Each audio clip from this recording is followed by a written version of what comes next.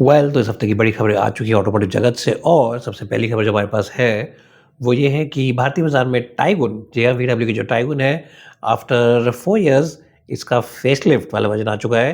पहले स्कोडा ने अपनी कोशैक को अपडेट करा था करीब 3-4 महीने पहले और अब उनके सिस्टर ब्रांड वोल्क्सवैगन ने अपनी गाड़ी को भी अपडेट कर दिया है। अब जो बाहर से इस पे अपडेट्स हैं, वो बहुत ज़्यादा मैसिव नहीं है।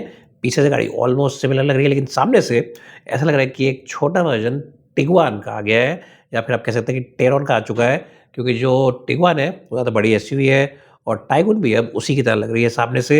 कनेक्टेड बीम ऑफ लैंप है डीआरएल से बीच में एंड ऑफ कोर्स बम्पर भी अब काफ़ी क्लीन डिज़ाइन का है। क्रोम एलिमेंट जो पिछली गाड़ी पे ज़्यादा आते थे वो हटा दिए गए और जो बॉक्सी और स्क्वायर डिज़ाइन था उसको भी थोड़ा सा कम कर दिया, थोड़ा फ्लोइंग और कर्व्स डाल दिए अब डिज़ाइन के ऊपर।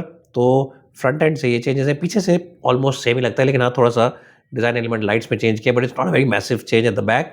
Bumper area again has been changed. Side profile में नए एलॉय व्हील्स आ गए हैं और हमने जो सुना है वो ये सुना है कि जो हर वर्जन होगा, बेस वर्जन से ही आपको एलॉय व्हील्स मिलेंगे इस गाड़ी पे और उसमें भी हर वर्जन के साथ-साथ अलग डिज़ाइन मिलेगा।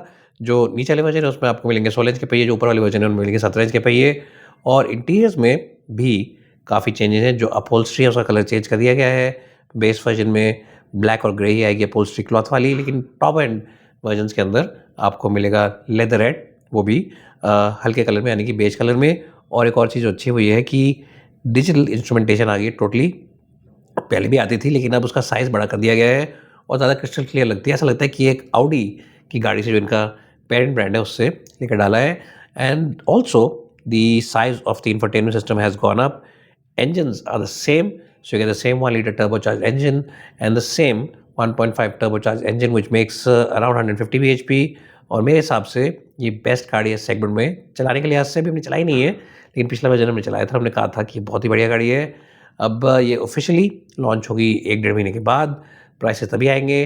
क्या ये स्कोडा कुशाक के प्राइसेस से कम रहने वाली है, ज़्यादा रहने वाली है? ये एक बड़ा सवाल है, क्योंकि रेनो की डस्टर भी आ चुकी है भारतीय बाज़ार में। तो ये सब चीज़ें हमें देखनी पड़ेगी कि प्राइसिंग किस लिहाज से रखते हैं वीडब्ल्यू वाले। आप बताइए प्राइसिंग क्या होनी चाहिए कमेंट्स में नीचे। अगली बड़ी खबर जो है वो ये है कि मारुति सुजुकी इस वक्त दे रहा है डिस्काउंट्स और अच्छा खासा डिस्काउंट दे रहा है अपनी टॉप सेलिंग कार्स पे, यानी कि ब्रेज़ा पे, स्विफ्ट पे, even on the Victoris. Victoris के नंबर भी अच्छे आ रहे हैं, 10,000 से ऊपर यूनिट बिक रही हैं। ब्रेज़ा पे आप ले सकते हैं करीब 25 से 30,000 का डिस्काउंट कैश में, depending on where you stay and what variant you are buying. और साथ ही साथ आप ले सकते हैं एक्सचेंज बोनस भी 20 से 25,000 रुपये का। कुछ डीलर्स आपको ज़्यादा पैसे दे देते हैं डिस्काउंट में, अगर आप उनसे थोड़ा पुश करेंगे, थोड़ा नेगोशिएट करेंगे अच्छे से। साथ ही साथ स्विफ्ट के ऊपर भी डिस्काउंट मिलता है आपको करीब-करीब 35,000 रुपये का इस टाइम पर, जहाँ पर हम हैं दिल्ली एनसीआर में।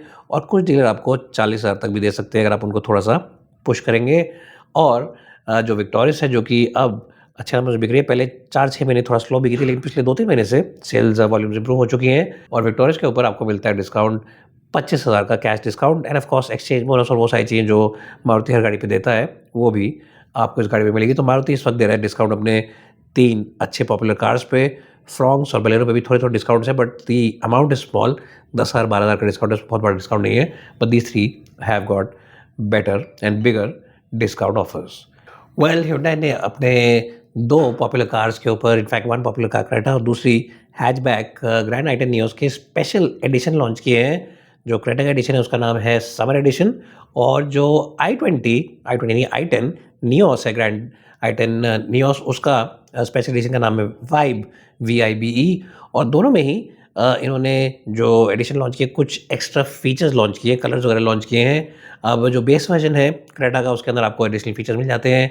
बेस वर्जन क्रेटा का स्टार्ट होता है 12 लाख के आसपास से एक शोरूम समर एडिशन का, और जो टॉप ऑफ द वर्जन है उसका प्राइस करीब 18 लाख से थोड़ा सा ऊपर है एक शोरूम। अब जो एसएक्स वर्जन आता है उसमें नया इंस्ट्रूमेंटेशन आ गया है डिजिटल, साथ ही साथ कुछ एक्स्ट्रा फीचर्स आते हैं। पैनोरामिक सनरूफ वगैरह तो आता ही था, लेकिन जो बेस वर्जन है उसमें नए फीचर्स जो आए वो हम आपको जल्दी से बता देते हैं। बेस वर्जन के अंदर अब आपको एनहांस्ड फीचर्स मिल जाते हैं, जैसे कि आपको मिल जाता है क्वाड एलईडी सेटअप, जो पहले नहीं आता था। पहले आपको हैलोजन बल्ब मिलते थे, डे टाइम नाइट लैंप्स मिल जाते हैं आपको, और साथ ही साथ एलईडी इंडिकेटर्स भी मिल जाते हैं, और आपको पीछे भी सनशेड मिल जाता है, और साथ ही साथ आपको मिल जाता है rare camera with dynamic guidelines which was missing on the regular version of the car. Freelander के बारे में अगर आपने सुना है, जेएलआर का एक बहुत ही अच्छा प्रोडक्ट था, एसयूवी थी। फ्रीलैंडर नेम प्लेट दोबारा आ सकती है भारतीय बाज़ार में या फिर इंटरनेशनल मार्केट्स में। जेएलआर चेरी के साथ मिलके, जो कि चाइनीज़ ब्रांड है, मिलके उन्होंने एक कॉन्सेप्ट दिखाया और कॉन्सेप्ट का नाम है कॉन्सेप्ट 97, जो कि रिवाइव करता है उस ब्रांड को, उस नाम को। और वैसे ही जैसे पुरानी फ्रीलैंडर आती थी, वैसे ही स्क्वायर और बॉक्सी डिज़ाइन की गाड़ी है। 5 मीटर के करीब इसकी लेंथ रहने वाली है, हाइट इसकी करीब 2 मीटर की रहने वाली है और विड्थ वगैरह भी 1.5 मीटर्स से ऊपर रहने वाली है, मतलब चौड़ाई में, लंबाई में और हाइट में, हर चीज़ में ये गाड़ी रहने वाली बहुत ही बड़ी। और ये ब्रांड नेम कब तक आएगा, कैसे आएगा, अभी किसी को नहीं पता है, क्योंकि अभी सिर्फ़ एक कॉन्सेप्ट स्टेज में इस गाड़ी को दिखाया गया है। ब्लू एंड सिल्वर कलर में फिनिश करके इस गाड़ी को दिखाया है। And according to sources this car could go into production maybe towards the end of 2027 or maybe the early part of 2028 जिसका कुछ एक्चुअली गो इनटू प्रोडक्शन। अब ये क्या रहने वाली है, पूरी तरह से ईवी या फिर ये रहेगी पूरी तरह से आइस, इस पे डिबेट नहीं है, क्योंकि ईवी कॉन्सेप्ट की तरह दिखाया था इसको, तो ये आइस में शायद हो सकता है बाद में कन्वर्ट होकर आए 1-2 साल के बाद लॉन्च के। But initially as a EV product आएगी। रेंज इसकी करीब 600-700 किलोमीटर रहने वाली है। बैटरी पैक भी इसका 100 किलोवाट आवर के आसपास रहने वाला है, तो बड़ा बैटरी पैक आएगा और पावरफुल इंजन या ड्राइव ट्रेन के साथ ये गाड़ी आएगी।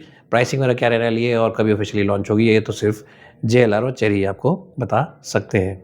एनीवेज गाइस, ये थी इस हफ्ते की खबरें। अगर आप ऐसे ही हमारे साथ जुड़े रहना चाहते हैं, खबरें जानना चाहते हैं ऑटो जगत से, तो प्लीज़ सब्सक्राइब करें हमारे चैनल को। हमारे कमर्शियल व्हीकल के चैनल CMV360 पर भी सब्सक्राइब करें। Thanks guys for watching.